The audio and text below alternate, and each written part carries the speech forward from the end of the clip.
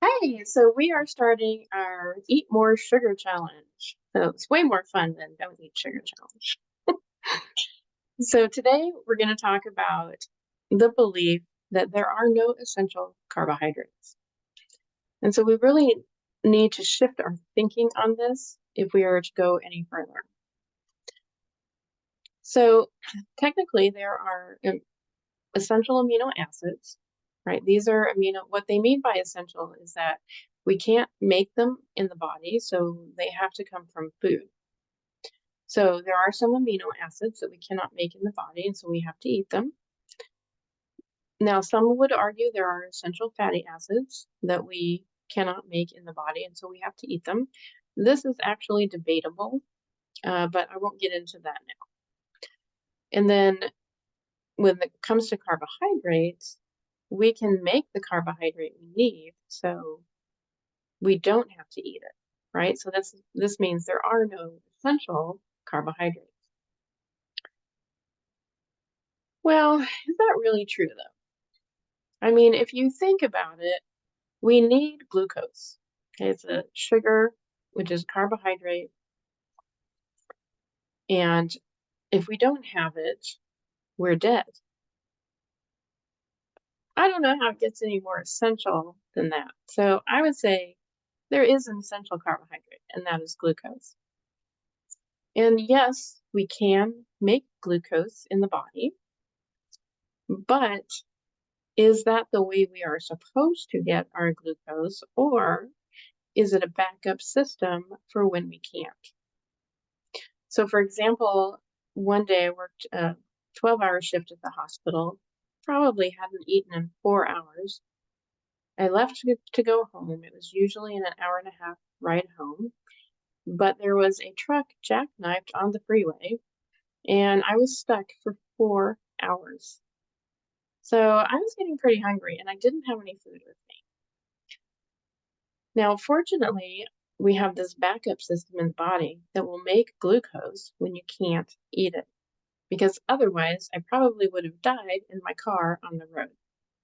And that's something that would happen to just about everybody. We would be so fragile. We would have to have food with us all the time. Otherwise, we'd be in serious risk of dying. So I don't know how you can get more essential than needing glucose. And so is making it in the body the best way to get it? So when it comes to carbohydrates, there are simple carbohydrates and complex. That's how it's normally described. Those meanings don't really, those terms don't really mean anything. And a better way to frame it is that there are starches and sugars. And the sugars are fructose, glucose, and galactose. Those are the simple sugars that make up all the others. So if you put glucose with glucose, you get starch. If you put fructose with glucose, you get sucrose or table sugar. And if you put glucose with galactose, you get lactose or milk sugar. So that's kind of how all these things work. Glucose is one of the simplest sugars, and it usually combines with all the other sugars to make different kinds of sugars. So when we eat sugar, the body processes it. It will raise our blood sugar for a little bit as it's getting put into the cells. And it also provides some, depending on the kind of sugar, really, nutrients. We get some calories. It kind of builds up our body. So if we make sugar in our body, we actually have to break down muscle or protein in our muscle and use that. And then we can also make it from fatty acids. And so then we've got these polyunsaturated fatty acids floating around in our body, which cause inflammation. So basically, to make sugar, we are not getting any extra nutrients or calories or anything. Which you might think, oh, that's great, because then I'll lose weight. Well, maybe, but do you want to lose weight by getting rid of your muscle? I don't know. So anyway, we're making it we're destroying our muscle to use the protein. We're throwing inflammatory fats into our bloodstream, and that's not a good way to live long term. And of course, there are a lot of people on low carb, carnivore, like strict carnivore keto diets, and you can maintain that probably for a little bit, but as you get older, it's going to be a lot harder. And you may find that you crave sugar. And you might think, well, I'm just weak. I don't have any willpower. Something's wrong. I'm not eating enough fat or whatever. But the brain's main fuel source is sugar.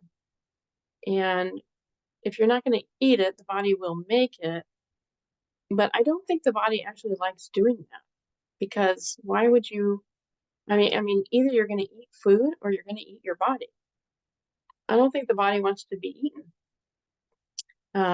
It's not ideal to lose your muscle mass to keep your brain functioning, right? So I want us to rethink this idea that there are no essential carbohydrates because there are. Glucose is essential. You will die without it. And eating it is way better than making it, especially on a long-term basis. I mean, thank God we have a backup system that can get us through, getting stuck in traffic for 4 hours, or like the hunter-gatherers and whatever. They didn't have a constant supply of food. Sometimes they went long periods without it. So thank God they have a backup plan that can get them the glucose they need to stay alive. But it would be much better to eat. So that's what I'm going to encourage you with today is that we actually need sugar and it's okay to eat sugar. And as we go progress through this challenge, we're going to learn about, tomorrow we're going to talk about craving sugar, why we do that.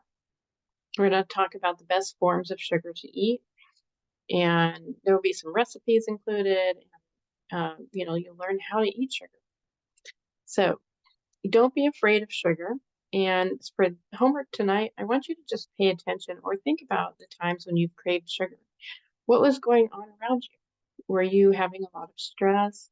Was there any depression, anxiety? Are you grieving the loss of someone you love or the loss of a job or any kind of grieving, really? Have you been in a car accident? Did you get a concussion? All of these things can determine why you might be craving sugar. So just pay attention to that. Because I noticed after my husband died that I craved sugar. And of course, I was trying to follow a low carb diet, which was just not working. And then when I got in a car accident a few months ago, my sugar cravings went sky high. And fortunately, I knew this time I need to eat more sugar. And so I started including more, and I felt so much better. My brain function improved, and um, I was getting the nutrients I needed. So this whole challenge is really to rethink the way we think about sugar and to give you permission to eat the foods that your body needs to supply the energy that you need to function properly, right? So there's no judgment. This is all going to be really great news for you. And so keep staying tuned. I'm just going to post these to all the social media, so you don't have to sign up for anything. And I'll drop some recipes later in the program, and we'll just have some fun right before Thanksgiving, so you can enjoy your holiday and not beat yourself up for it. Okay, so there you have it. We need sugar. It is essential. Just because we make it doesn't mean we don't need to eat it, and it will help brain function and improve so many things. So tomorrow we're going to talk about why you crave it.